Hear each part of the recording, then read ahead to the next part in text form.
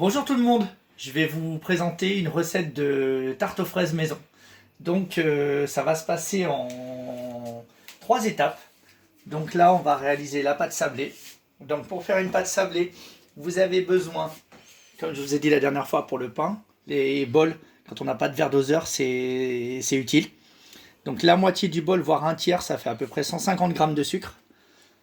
Le bol entier, ça fait 300 grammes de farine.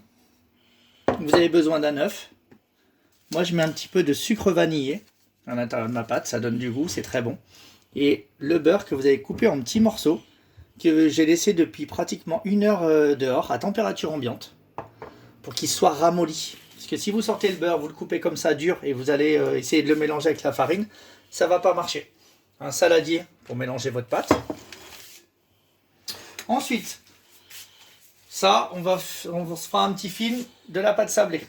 Ensuite, on fera un autre petit film avec la crème pâtissière. Alors la crème pâtissière, bah pareil, je fais mon système de bol. J'ai pris un très grand bol, donc là on a un demi-litre de lait. À peu près 50, 60, je leur dirais 80 grammes de maïzena. C'est mieux que la farine, c'est moins lourd, ça fait moins de grumeaux. 3 jaunes d'œufs. 100 grammes de sucre. Une gousse de vanille, et à l'intérieur, vous voyez, j'ai fendu en deux. Et on voit les petits grains de vanille qu'on va faire pour la recette de la crème pâtissière maison. Et ensuite, bien entendu, vous avez besoin de fraises.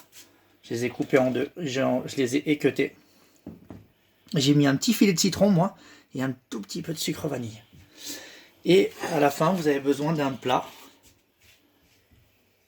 Petit moule à manquer. Donc moi j'ai mis un papier cuisson, mais si vous n'avez pas de papier cuisson, pardon, vous pouvez fariner le plat et le beurrer pour que la pâte sablée n'attache pas au plat. Donc voilà, bon, on va commencer tout d'abord par faire la pâte sablée. Donc pour faire la pâte sablée, vous prenez votre farine, vous la mettez dans le saladier, vous mettez le sucre, hop, vous mettez le sachet de sucre vanille.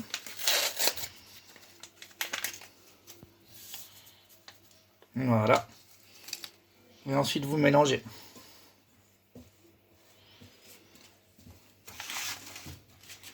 Mélangez bien, vous essayez de casser déjà un peu le grumeau. La farine bien mélangée.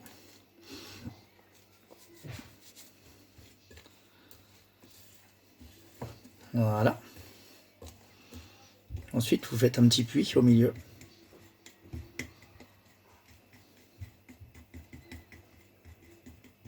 Et vous allez mettre le beurre ramolli. Voilà, vous voyez? Quand je prends le beurre, hop, il s'écrase tout seul. On appelle ça aussi un beurre pommade. Hop. Et là, vous allez faire comme si vous faisiez un crumble. Vous allez avoir une texture sableuse. Pourquoi on appelle la pâte sablée. Voilà, vous travaillez bien le beurre.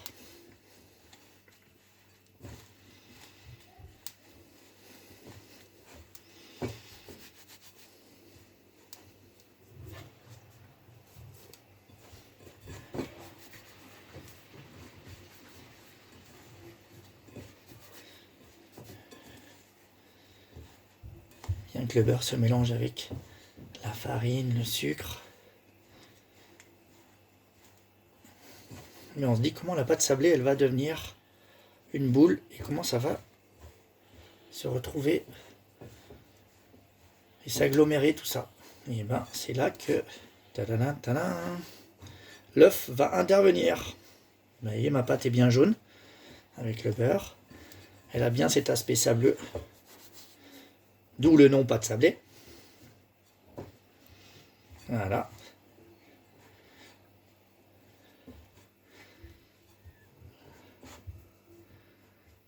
Et là, qu'est-ce que vous faites? Prenez l'œuf, vous cassez.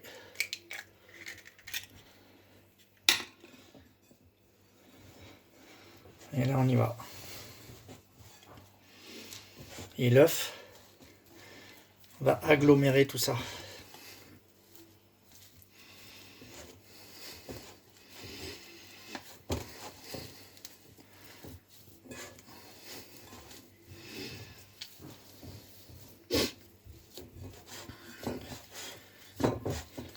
Vous voyez?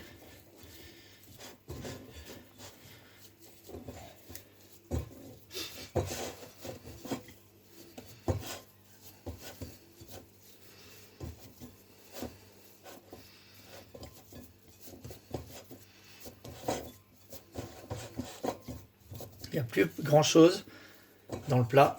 Ça y est. L'œuf a permis de mettre tout ça ensemble. C'est génial, hein?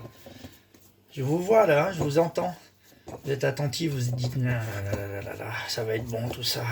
Hein, je sais que vous vous dites ça. Mais patience, patience. Voilà, vous voyez? J'en ai presque plus sur les mains. On récupère tout ce qu'on a sur les mains.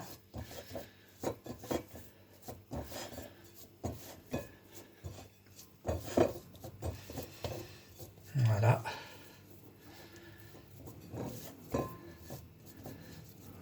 Voilà. Je me lave rapidement les mains pour pas vous faire attendre, que ça soit pas trop long. Parce que là, ce qu'on va faire, c'est que la pâte sablée, on va la filmer et on va la mettre au frigo pendant au moins allez, une demi-heure, une heure. Et on va la filmer pour pas qu'elle croûte. Je prends un peu de papier film.